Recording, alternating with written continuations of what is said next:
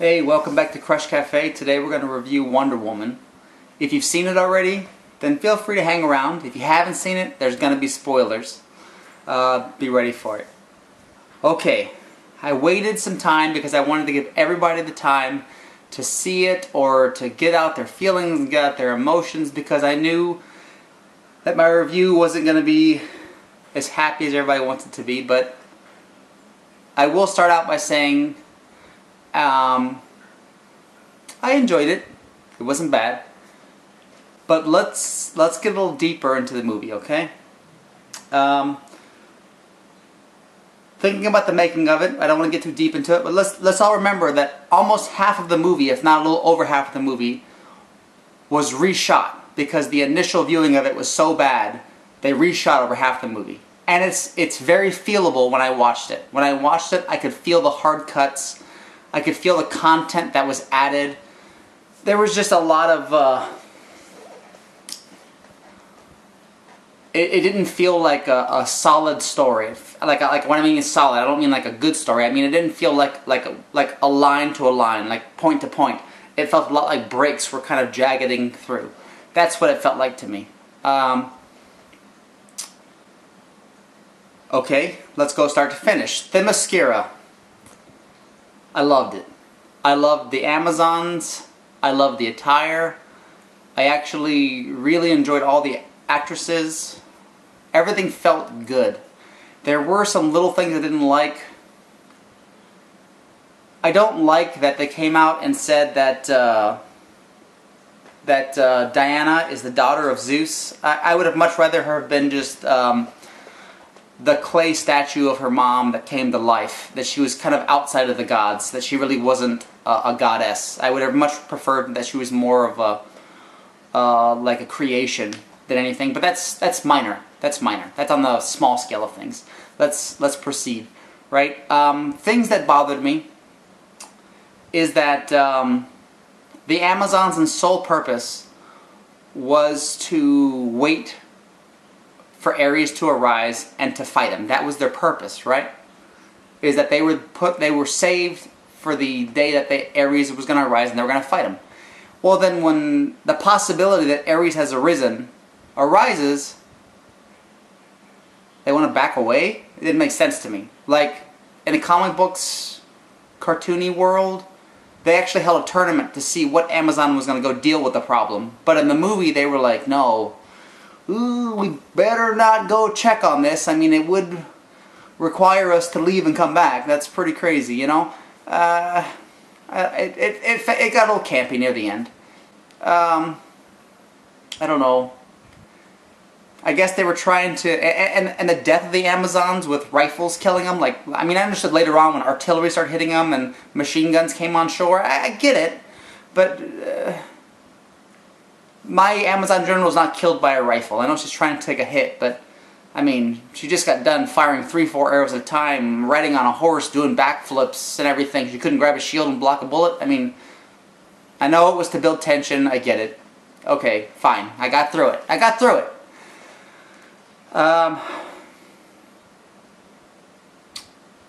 All the God Killer equipment, I get it. It's there. It's designed to make Wonder Woman look the way she is. But did anybody notice that her skirt drastically got shorter? I mean, was that necessary? Was it necessary to have her go from an armored skirt to like a skirt that doesn't even barely cover her underwear? I mean, am I crazy here? I mean, the first thing I thought was, oh my god, people on the outside are going to have a fit, because I never stopped seeing posts about people talk about, well, when women are drawn in comic books, their armor is like non-existent. And then I watched the movie and I was like, people are going to have a fit with this. But people loved it. I didn't understand it. I mean, give her a couple more inches on that dress, you know, on her battle skirt. Give her a couple more inches. That's all I'm saying.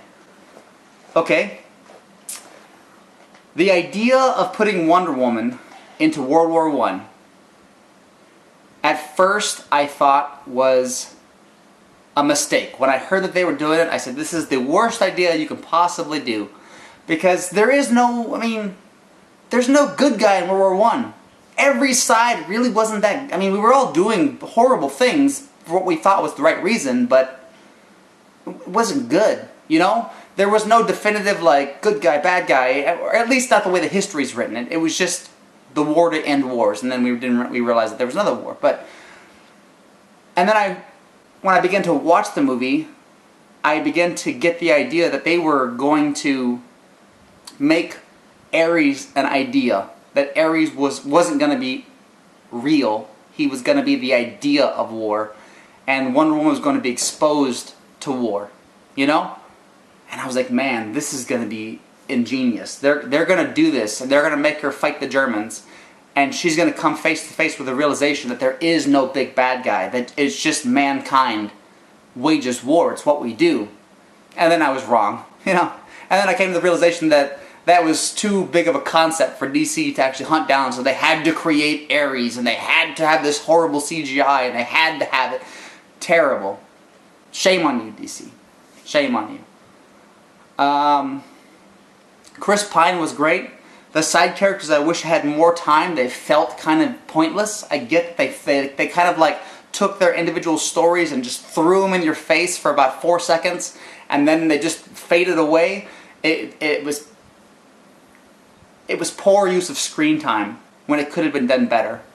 Chris Pine, I loved him. I loved the tension that Chris Pine and Gal Gadot had together, where it kind of felt like Chris Pine knew, or in his mind he thought, that he could woo Wonder Woman or Diana at any time, but he was actively trying not to because he respected her. And I was like, this is awesome. Like, it feels good that there's two characters that have big personalities dealing with each other, and one is a big personality because she's, I guess in the movie, a goddess, and the other one because, I mean, he's a spy who's been surviving behind enemy lines, and you're like, these are good personalities.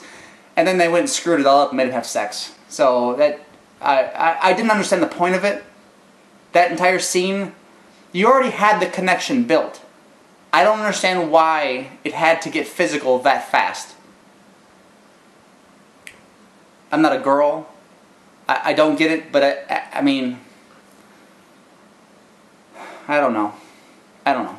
We'll get past it. The whole... You can do more with an unphysical relationship and an unphysical attraction. You can create a more tense situation when it comes time to try to build an ending or build a sacrifice than you ever will by having two people just have sex and go, okay, we're great.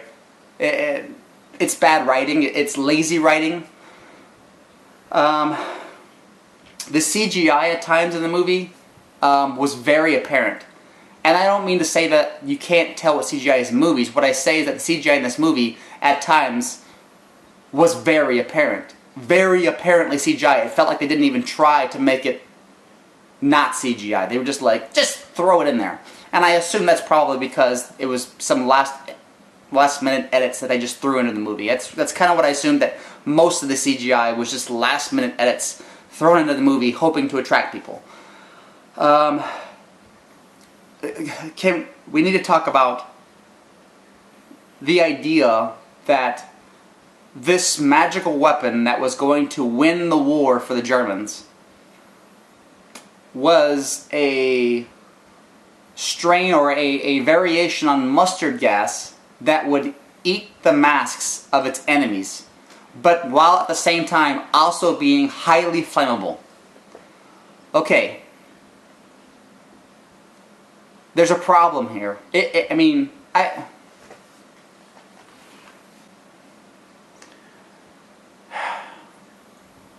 Remember in Captain America, the First Avenger, when, I don't know about you, but I was upset when they came out and said, we're using the Cosmic Cube and we're going to use it to destroy the world. And how are we going to do it? By building laser guns. Yay! And somehow infusing bombs. Yay! In a movie at the time, it was silly. But in this movie at this time, I felt like that would have been a better idea than just recreating a stronger strain of mustard gas. Okay? Because mustard gas isn't what changed the war. You know what changed the war? The machine gun. It changed the war. When the fact that you could lay a machine gun on a battleground and wipe out an entire group with one man, that changed the war. So to go into chemical warfare and change that, it was lazy. And the idea that it could just be ignited felt like it was just a means to an end. Like they were like, it would have been one thing if they said, we created a strain of mustard gas that no mask can resist. So we drop it and nobody will survive. Cool. I'm cool with that. But then they go, but it's highly flammable too. It was in there just because, I mean, it was foreshadowing, and it was some of the worst forced foreshadowing I've ever seen. You knew this is what was going to happen. You knew at the end of the movie this was what was coming, which we're not even at the end of the movie yet. That was... Okay. Most of the German villains were unbelievable. Bad acting. Most of them.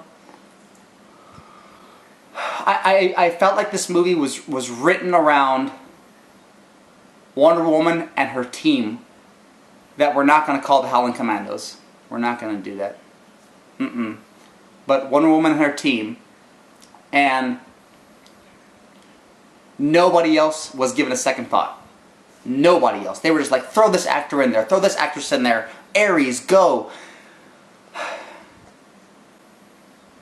It just felt like a not so well-rounded play, okay? But I love Wonder Woman. I loved her. Every scene that Gal Gadot was in, it made me feel like I wanted to watch more. You know, Chris Pine made me feel like I need to see more interaction between them. But any time that there was a moment where you had to have writing to further the plot or to further tensions, it got dumb.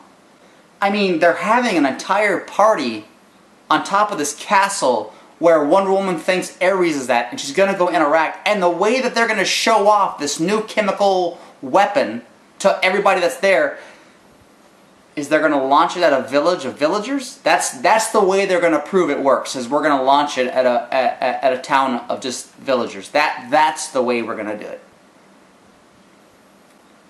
It was silly in the movie, and it sounds sillier now when I say it, but that really happened. That actually happened in the movie. Don't forget that.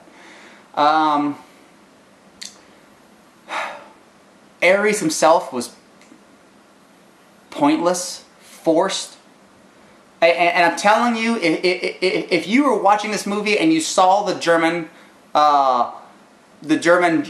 general break the vial and suck in the poison, and it made him get super strong, if for a second there you watched it and you said, oh no, I hope this isn't the villain, you were in the same room as every critic that watched Wonder Woman the first time, because I'm